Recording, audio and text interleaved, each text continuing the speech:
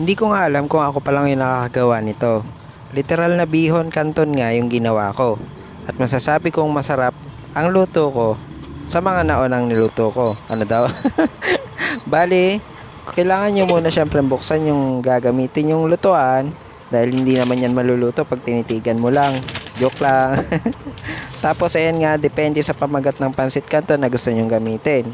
Baka naman kasi mamaya palagi ka nagpapagamit pero hindi ka naman mahal. Uy, hindi kasama yun dito sa lutuan. Gutay-gutayin mo nga lang hanggang sa tuluyan ng masira yung relasyon yung dalawa. Mga naglolokohan lang naman kayo, October na.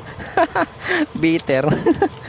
Pagkahango ay salain, tanggalin ng tubig, ibalik sa lutuan, ilagay ang seasoning, lagyan ng Knorr liquid seasoning, at saka ang ating bihon na bigay ng ating kapitbahay.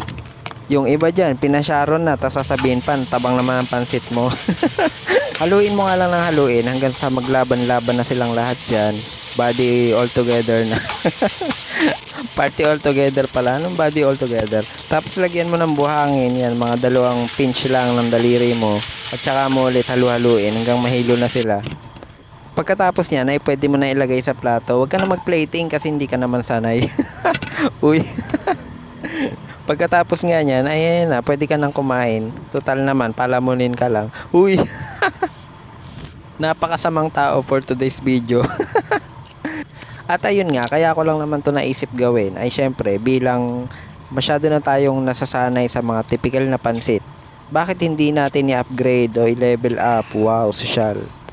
At sa sobrang sarap nga, kahit mainit, hala, sige, kain ako. Hanggang sa mapaso-paso na yung labi ko't lalamunan at pati yung dila. O siya, sige na, hanggang dito na lang.